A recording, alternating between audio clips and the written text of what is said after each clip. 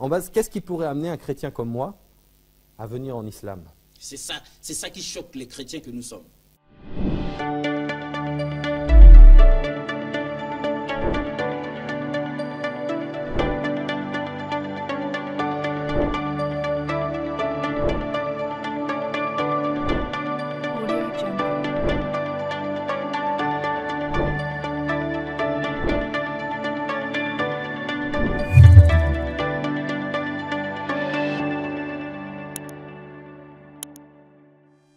Shalom, salam alaikum. J'espère que vous allez bien. Vous aimez votre émission, la rétrospective. Partagez, commentez, envoyez votre question. Ensemble avec vous, nous allons pouvoir analyser la déclaration de cet homme. Il était chrétien, il a abandonné la foi chrétienne, c'est-à-dire il a jeté la Bible, il n'a trouvé rien de révélation dans la Bible, mais il nous dit néanmoins, le prophète Mohammed fit annoncer dans la Bible. Aujourd'hui, il devient musulman, il défend la foi islamique. Et je vous propose de suivre d'abord cet élément. Il y a 4 éléments. Nous allons suivre la première partie, deuxième, troisième et quatrième partie. Et enfin, je vais donner aussi ma position. C'est parti. Alors, d'aucuns étaient déjà choqués la dernière fois, hein, en attendant que vous vous présentiez. Hein, d'aucuns étaient déjà choqués la dernière fois. Lorsque ils avaient lu la pensée du jour, la Bible est déjà caduque. Qu'est-ce que vous en pensez, vous? A'udhu billahi minash shaitanir rajim. Bismillahir rahmanir rahim. Wassalat wassalam wa ala rasulillah. Assalamu alaikum wa rahmatullahi wa barakatuh. Alors, pour répondre à votre question au sujet de la Bible, que la Bible est caduque. Bon, moi je vais partir sur une introduction. Qu'est-ce qu'un chrétien, ou qu'est-ce qu'un musulman, on va dire plutôt, se rapproche d'un chrétien? Qu'est-ce qui pourrait les unir? Déjà, nous les musulmans, l'islam est la seule religion non chrétienne à accepter Jésus. Nous reconnaissons Jésus comme étant le Messie, Al-Masih Isa alayhi salam, donc le Christ Jésus, traduit Messie Christos en grec, Al-Mashiach en hébreu, donc nous le reconnaissons comme étant le Messie. Ça, c'est une chose véridique, il n'y a aucune autre religion sur cette terre non chrétienne qui reconnaisse Jésus. Les Juifs ne reconnaissent pas Jésus. Ah, ça c'est clair. Les Juifs ne reconnaissent pas Jésus. Les hindous ne reconnaissent pas Jésus. Le bouddhiste ne reconnaît pas Jésus. La seule religion non chrétienne qui reconnaît Jésus, c'est nous. C'est l'islam. C'est l'islam, les musulmans. Ça, c'est le premier point. Nous acceptons que Jésus a fait des miracles avec la permission d'Allah, par la permission d'Allah. Nous croyons qu'il a ressuscité les morts par la permission d'Allah. Nous croyons qu'il a guéri des aveugles par la permission d'Allah. Nous croyons qu'il a guéri des lépreux par la permission d'Allah. Nous croyons en ces choses-là. Ça, c'est les points. Il a fait de très grandes choses par la permission d'Allah. Toujours par la permission d'Allah. Toujours par la permission de Dieu. Pas de son propre fait. Pas de sa propre volonté. Non, ni dans la Bible. Je dis bien ni dans la Bible. Ni aussi bien dans la Bible que dans le Coran, c'est bien précisé qu'il ne le fait pas de sa propre volonté. C'est clair, on nous dit ça à l'Église. Bien dans la Bible, il le dit, mon Père est plus grand que moi, je fais ces choses-là par la volonté de mon Père. Exact. Ça, c'est ce qui est écrit dans la Bible. Aussi bien dans la Bible que dans le Coran. Ça, c'est un deuxième point. L'autre point, par sa naissance. Nous croyons en sa naissance miraculeuse. Un point que nous partageons avec les chrétiens. Pas de la même manière, mais nous croyons à sa naissance miraculeuse. Dans le Coran, il est bien dit qu'il est né qu'il est né sans père, d'une façon miraculeuse, parce que Allah crée ce qu'il veut, quand il veut et comme il veut. Il dit la chose soit, et la chose est aussitôt. Donc ça, ce sont des points que nous partageons avec les chrétiens, ce sont des points qui nous rapprochent. Maintenant, les choses qui pourraient pas différencier, mais là où nos routes se séparent, là où nos routes se séparent. Parce que si vous voulez, moi je vais parler aussi d'un point de vue historique. Les points de divergence. Voilà, les points de divergence. Je vais parler d'un point de vue historique et non d'un point de vue biblique ou théologique. D'un point de vue historique, il faut savoir une chose, c'est que les premiers chrétiens ne croyaient pas en la divinité de Christ, ni en la filiation divine de Christ. Ah bon? Oui, c'est un phénomène historique qu'il faut savoir. C'est à partir de l'an 325, lors du concile lors du concile de Nicée, que ces choses-là ont été décidées. C'est avec l'empereur Constantin, et quand vous fêtez, certains chrétiens fêtent la Saint-Sylvestre, ce que vous appelez le jour de l'an, il faut savoir qui est Sylvestre. Ah oui, on a intérêt. C'est que les gens ne savent pas qui est Sylvestre. Sylvestre, c'est le Saint-Sylvestre. 33e pape de l'Église catholique. Ah, Maintenant, c'est lui, avec l'empereur Constantin, qui ont décidé la divinité de Christ, la Trinité et la filiation divine de Christ. C'est eux-mêmes qui ont décidé. Donc ça veut dire 325 avant après- eux, on ne parlait pas de ces choses-là. Non, les premiers chrétiens. 3 siècles plus tard, c'est eux qui introduisent ces C'est eux choses. qui introduisent ce paganisme. De manière historique, Ce c'est comme ça. paganisme, voilà, d'une manière historique, ce paganisme est né de là. Ah, Mais ça, voilà, la plupart de nos frères chrétiens ne le savent pas. nous l'ignorions. Tout à fait. Donc, ces histoires de Trinité, de divinité de Christ et de filiation divine de Christ sont apparues 325 après l'avènement de Jésus, bien après. Jésus n'a jamais laissé ça sur cette terre. Le seul message que Jésus a laissé aussi bien dans la Bible que dans le Coran, c'est déjà d'une, Jésus, dans la Bible et dans le Coran, il n'est pas venu pour l'humanité tout entière. Ah, Il n'est pas venu pour l'humanité tout entière, il est venu que pour les brebis perdues perdu de la maison d'Israël. d'Israël. C'est bien circonscrit. C'est, voilà, ceci est bien cité dans la Bible, et aussi bien dans l'évangile selon saint Matthieu, quand l'ange Gabriel annonce à Marie qu'il sauvera son peuple du péché. Le peuple de qui? De Jésus. Jésus était qui? Il était juif. Juif, Voilà, sur ce point-là, c'est clair. on est d'accord. Et la plupart des chrétiens diront qu'ils citeront dans l'évangile selon saint Marc, faites de chaque nation des disciples. Le terme nation, C'est ça qu'on nous dit à l'église. le terme nation auquel vous employez, ce n'est pas le terme nation, du monde. Les nations qu'on emploie dans ce terme-là, si on regarde bien, ce ne sont pas les nations du monde entier, ce sont les nations de la tribu d'Israël. Ah, Il y a 12 nations dans la tribu d'Israël, 12 tribus. C'est comme ça, c'est dans ce sens-là qu'on doit les employer. Si vous relisez ces versets-là, quand la femme cananéenne vient et elle dit à Jésus, « Seigneur, Seigneur, ma fille est malade et tourmentée par un démon. » Les disciples disent quoi? Ils disent à Jésus, « Chasse-la, elle n'est pas juive, elle ne fait pas partie. » Jésus lui répond, « Je n'ai été envoyé que pour les brebis perdues de la maison d'Israël. Il n'est pas bon de donner le bon pain des enfants aux petits chiens. » au petit chien. C'est ce qui est écrit dans la Bible, je le cite.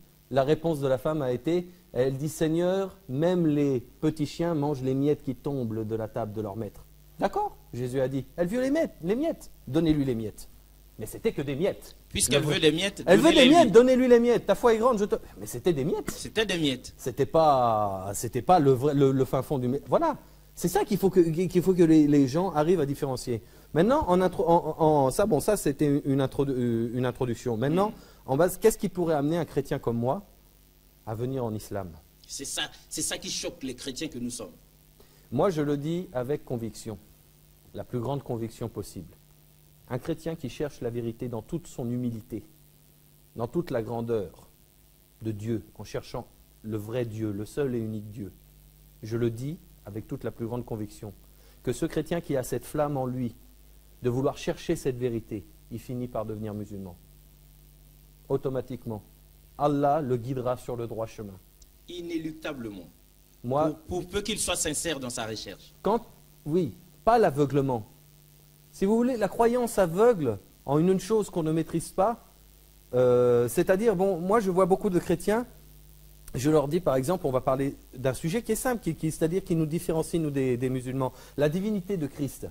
Quand on demande à un chrétien, à un pasteur, un prêtre, un révérend, c'est-à-dire tous ces hommes de Dieu dans le christianisme, même aux anciens des témoins de Jéhovah, avec qui j'ai eu beaucoup discuté, parce qu'eux aussi, ils ne disent pas, vous voyez, les témoins de Jéhovah ne disent pas que Jésus-Christ est Dieu. Ils disent que c'est un être divin. Un être divin. Donc c'est le Fils de Dieu. Le Fils de Dieu. Mais Que ça. voilà. Pas Dieu Moi, je lui-même. veux juste qu'on me donne un seul verset. Un verset, sans seul. ambiguïté, un seul verset dans la Bible où il est écrit, où Jésus a dit, je suis Dieu, le Dieu que vous attendiez, adorez-moi. Et à ce moment-là, si vous me montrez ce verset-là, on sait très bien que si vous Abdoul montrez ce Mahdi de verset-là, Youssouf Ngolo et tous les autres vous ont précédé ici, sans oublier Ahmed Diallah, tout ce beau monde nous a démontré qu'il n'existe dans la Bible aucun verset où Jésus lui-même affirme sa divinité, où Jésus lui-même dit qu'il est Dieu. Nulle part, ça c'est clair. Pas d'ambiguïté. il n'y a pas d'ambiguïté, ça n'existe pas. S'il y en a un, montrez-le-moi, mes chers frères, et à ce moment-là, je me convertis au christianisme tout de suite. Il n'y en a pas. Et c'est-à-dire, je reviens vers vous au christianisme. Il n'y en a pas. Il n'est pas. Mais, vous voyez, ça, c'est une croyance aveugle déjà. C'est-à-dire, on suit aveuglément, sans recherche. Parce que le pasteur a dit, On Voilà. suit aveuglement. Dans la Bible, il est écrit, il me semble que c'est Salomon, s'il dit ça, si mes souvenirs sont bons pour avoir bien relu la Bible, il me dit, mon peuple périt par manque de De connaissance. connaissance. Mais voilà, votre peuple périt par manque de connaissance. Essayez d'apprendre cette connaissance, cherchez cette connaissance. Cherchez-la. Cherchez-la. Et quand vous la cherchez, vous la trouverez. Jésus dit ceci dans l'Évangile selon Saint Jean, chapitre 3, verset 33. Quand vous connaîtrez la vérité vous affranchira. Vous affranchira. Moi, je le dis ouvertement devant tout le monde, la vérité m'a affranchi. Il n'y a qu'un seul Dieu, la ilaha illallah. Il n'y a qu'un seul Dieu, ce seul Dieu unique. Moi, je dis à tous mes frères chrétiens qui aiment Jésus, qui aiment, pas adorer, mais qui aiment, Qui aiment qui ont Jésus. besoin, voilà, qui veulent suivre les enseignements du Christ, et sont écrits dans la Bible, et suivre ces enseignements-là. Mais je les invite à adorer le seul et unique Dieu. Et ça, c'est à travers ce consolateur que Jésus nous a promis. C'est cet esprit de vérité qui nous a conduits au sujet de toute la justice, au sujet de la vérité, de la justice et du péché. Et ce consolateur-là, c'est le prophète Mohammed sallallahu alayhi wa sallam, Et qui c'est vous ça. invite à adorer cet unique Dieu, de revenir au monothéisme pur, comme il l'était au commencement.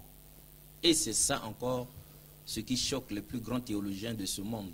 Parce que vous pouvez badiner avec autre chose, mais pas quand même avec le Saint-Esprit de Dieu. Parce qu'un homme de Dieu que vous suivez attentivement nous a dit que dans la Bible, Dieu lui-même dit, on peut blasphémer contre Dieu. Ça, il pardonne. Contre Jésus, il pardonne. Mais contre le Saint-Esprit, non. Alors, homme de Dieu, ouvrez la Bible, regardez bien, scrutez bien. Est-ce que Jésus a annoncé l'arrivée du prophète Mohammed en annonçant l'arrivée du Saint-Esprit? Nous tous, nous venons d'écouter cet homme. Avant que nous puissions analyser ses propos d'une manière dynamique, je voulais vous dire, lui qui était autrefois croyant, il a abandonné la foi chrétienne sous prétexte que dans la Bible, il n'y a pas la révélation. La partie qui lui intéresse, c'est justement les consolateurs, n'est-ce pas, les paraclétos, c'est le prophète Mohammed. Mais je vous dirai une chose. Il avait oublié de lire ces 2 sourates avant d'abandonner la foi chrétienne. Écoutez-moi très bien. Nous tous, nous venons de suivre la première partie, la déclaration de ce Messie. Nous aurons le temps de pouvoir, n'est-ce pas, ester et décortiquer, étayer chaque élément que cet homme a essayé, n'est-ce pas, de développer dans ses propos. Mais il oublie que le Coran, c'est un livre confus. Il n'y a que des contradictions. Quand quelqu'un quitte la foi chrétienne, il accepte la foi islamique, il n'a rien compris. Regardez, je vous propose seulement ces 2 sourates.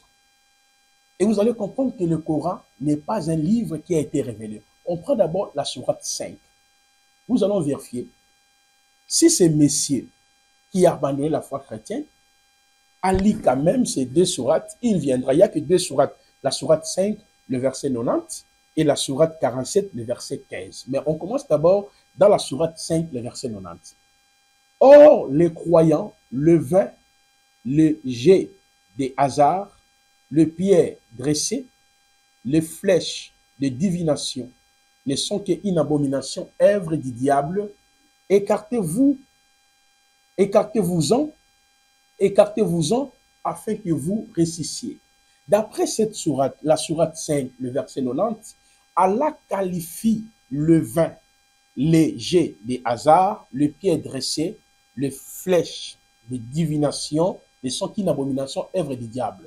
Selon le Coran, si un homme prend du vin ou Allah donne le vin aux musulmans, la chose qu'Allah ne peut pas le faire, parce que le vin est considéré comme une œuvre satanique. La sourate 5, le verset 90, elle est totalement explicite. Mais regardez là où commence la contradiction. Lui qui dit que la Bible, elle est fausse, aujourd'hui, il est devenu musulman, mais il n'a pas lu la sourate 47, le verset 15. Regardez la contradiction. Dans la sourate 47, le verset 15, il est écrit: voici la description du paradis qui a été promis aux pieds. Il y aura là des ruisseaux d'une eau jamais maldorante et des ruisseaux d'un lait au goût inaltérable et des ruisseaux d'un vin délicieux à boire. Dans la sourate 47, le verset 15, c'est là où commence la contradiction. Voici la description du paradis qui a été promis aux pieds. Il y aura là des ruisseaux d'une eau jamais maldorante et des ruisseaux d'un lait au goût inaltérable et des ruisseaux d'un vin délicieux à boire, ainsi que des ruisseaux d'un miel purifié. Si vous comprenez très bien, ici, Allah a promis aux musulmans, aux musulmanes, au ciel, le vin est réservé pour eux. Comment ça fait-il qu'Allah lui-même, dans la sourate 5, le verset 90, il qualifie le vin comme une œuvre du diable, une œuvre satanique. Et dans la sourate 47, le verset 15, il promet aux musulmans et aux musulmanes au ciel, vous allez boire du vin. Si nous retournons dans la sourate 5, le verset 90, le vin est l'œuvre de Satan. Mais dans la sourate 47, le verset 15, il y aura là des ruisseaux d'un vin délicieux à boire. Mes chers frères et sœurs, vous comprenez que le Coran n'est pas un livre révélé, il n'y a que des contradictions. Dans le cadre de cette émission, nous allons vous démontrer des contradictions en mêle dans le livre qu'on appelle le Coran. Notre bien-aimé qui vient de nous mentir qu'il était chrétien, mais il n'a pas lu ces deux sourates. C'est ce qui montre que le Coran n'est pas un livre révélé. Baruch Ata Adonai Eloheinu melech haolam Yehoshua, l'unique et le véritable Hachem Elohim du Véton testamentaire, manifesté dans le Néo-testamentaire Eloah, Ela Shaddai Yahvé, Hanouki, Anouki, Yahvé, Vehen, Nibada, Moshia. Todabara, continuez à partager. Si vous avez des questions, posez vos questions et nous allons analyser la deuxième partie de son émission, la troisième et la quatrième partie. Baruch Hashem.